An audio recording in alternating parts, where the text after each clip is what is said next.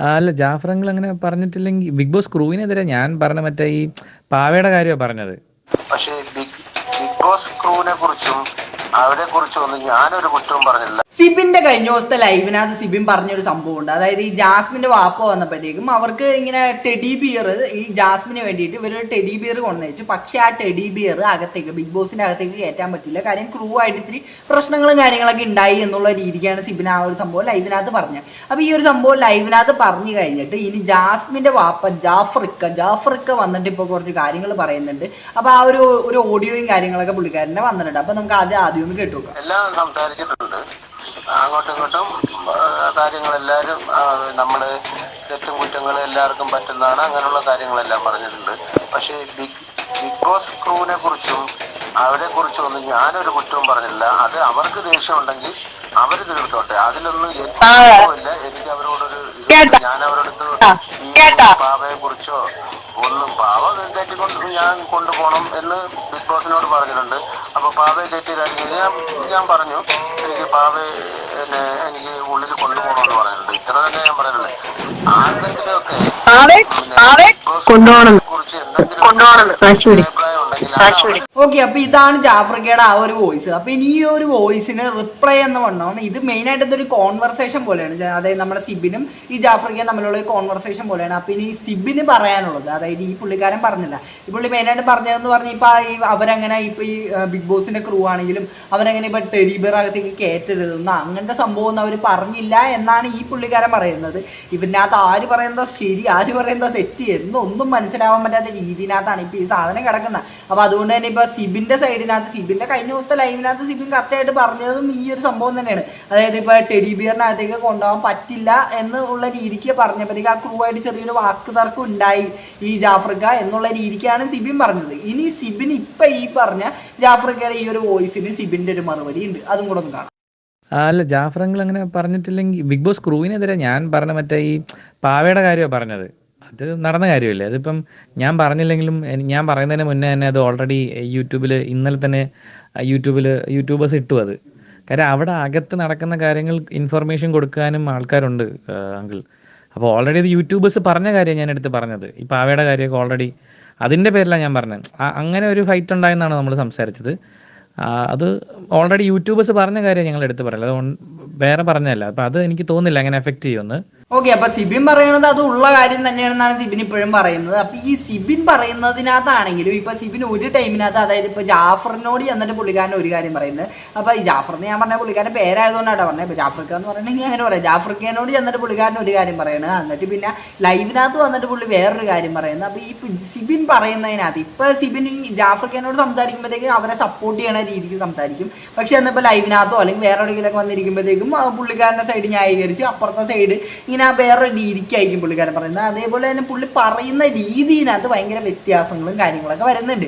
സിബിൻ മാത്രമല്ല, ഇപ്പൊ ഈ ജാഫ്രിക്ക ആണെങ്കിലും പറയുന്ന പല കാര്യങ്ങളിനകത്ത് ഇപ്പൊ സിബിൻ ഇല്ലാത്ത ടൈമിനകത്ത് പറയുമ്പോഴത്തേക്കും ഇങ്ങനെ സിബിനെ കുറ്റപ്പെടുത്തുന്ന രീതിക്കും പറയും. അതേപോലെ ഇപ്പൊ സിബിനായിട്ട് സംസാരിക്കുമ്പോഴത്തേക്കും നമ്മളൊക്കെ ഒന്നാണ് എന്നുള്ള രീതിക്കും പറയും. ഇപ്പൊ ഇന്ന് കാലത്തെ ഈ സിബിന്റെ ഒരു സ്റ്റോറി വന്നിട്ടുണ്ട് ഇൻസ്റ്റാഗ്രാമിനകത്ത്. അപ്പൊ ആ ഒരു സ്റ്റോറിനകത്ത് മെയിൻ ആയിട്ട് ഇവർ തമ്മിലുള്ള ഒരു കോൺവെർസേഷനും കാര്യങ്ങളും തന്നെയാണ് സിബിൻ അവർ തമ്മിലുള്ള ആ ഒരു ഓഡിയോയും കാര്യങ്ങളൊക്കെയാണ് ഇട്ടേക്കുന്നത്. അപ്പൊ അതും ഒന്ന് ജസ്റ്റ് നമുക്കൊന്ന് ആര്യയുടെ ലൈവ് ഞാൻ കണ്ടായിരുന്നു മോനെ, കുഴപ്പമൊന്നുമില്ല, ഞാൻ അത് നോക്കിയായിരുന്നു, കുഴപ്പമൊന്നുമില്ല.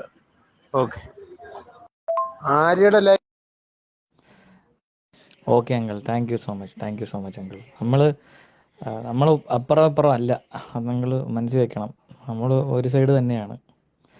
നമ്മുടെ എതിർപ്പ് ഈ സൈബർ ബുള്ളിങ്, അതിപ്പോൾ ജാസ്മിനെ ആക്രമിക്കുന്നതാണെങ്കിലും എന്നെ ആക്രമിക്കുന്നതാണെങ്കിലും അവർക്കെതിരെയാണ്. അത്രേ ഉള്ളൂ അങ്കിൾ.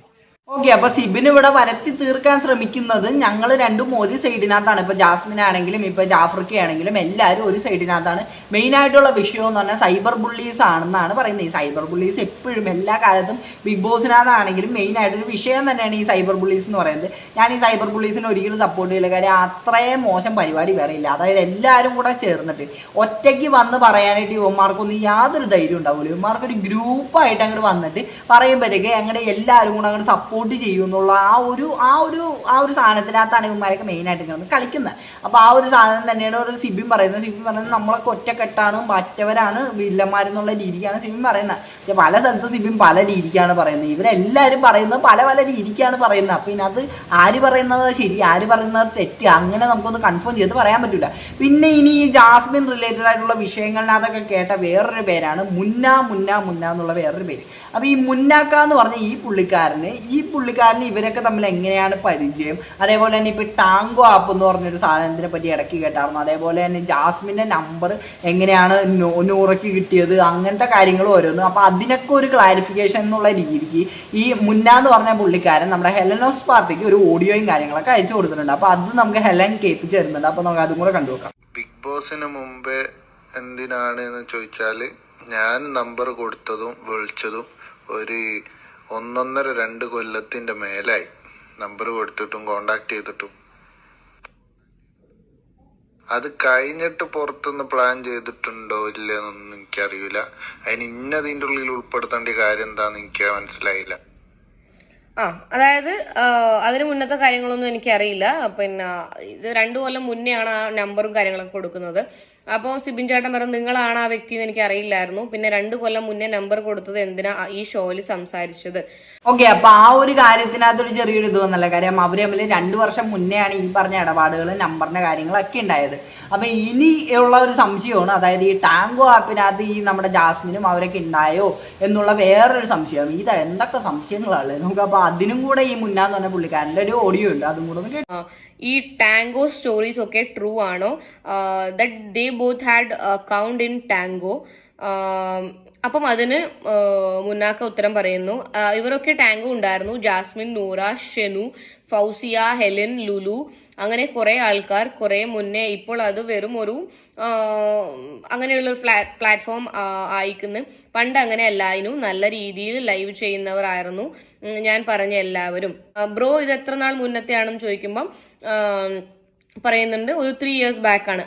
ഇതാണ് ആ 3 years ബാക്കിലുള്ള കഥ. ഓക്കെ, ഇപ്പൊ ആ ഒരു കാര്യത്തിനകത്തൊരു ക്ലാരിഫിക്കേഷൻ കിട്ടി എന്നാണ് വിചാരിക്കുന്നത്. അതായത് 3 വർഷം മുന്നേ ഇവർക്കൊക്കെ ഈ പറഞ്ഞ ടാങ്കോ ആപ്പിനകത്ത് ഒരു ലൈവും കാര്യങ്ങളൊക്കെ ചെയ്യുന്ന ഒരു പരിപാടിയൊക്കെ ഉണ്ടായി. ഇപ്പൊ ജാസ്മിൻ ആണെങ്കിലും അവർക്കൊക്കെ.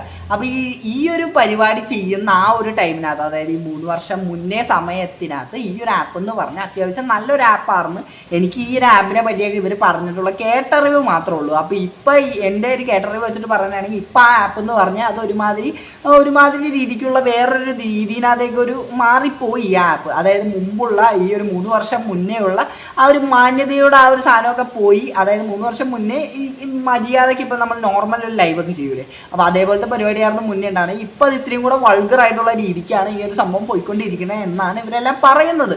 അപ്പോൾ ഇപ്പം ആ ഒരു കാര്യത്തിനകത്ത് ക്ലാരിഫിക്കേഷൻ കിട്ടിയില്ല. അപ്പോൾ ടാങ്കോന്റെ കാര്യത്തിൽ ക്ലാരിഫിക്കേഷൻ കിട്ടി. പിന്നെ ഈ ജാഫറും അതേപോലെ തന്നെ ഈ സിബിനും തമ്മിലുള്ള വിഷയത്തിനകത്ത് എനിക്കങ്ങനെ ഞാൻ ആരെ സപ്പോർട്ട് ചെയ്ത് പറയില്ല, നിങ്ങൾ തന്നെ പറ നിങ്ങൾ ആരുടെ സപ്പോർട്ടാണ് പറയുന്നത്. അപ്പൊ എനിക്ക് അത്ര തന്നെ ഈ വീഡിയോനകത്ത് പറയാനുള്ളൂ. അപ്പൊ വീഡിയോ ഇഷ്ടപ്പെടാൻ മാത്രമല്ല സബ്സ്ക്രൈബ് ചെയ്യാൻ, എല്ലാവർക്കും അടുത്തൊരു വീഡിയോ കാണുന്നതായിരിക്കും. Tata bye by.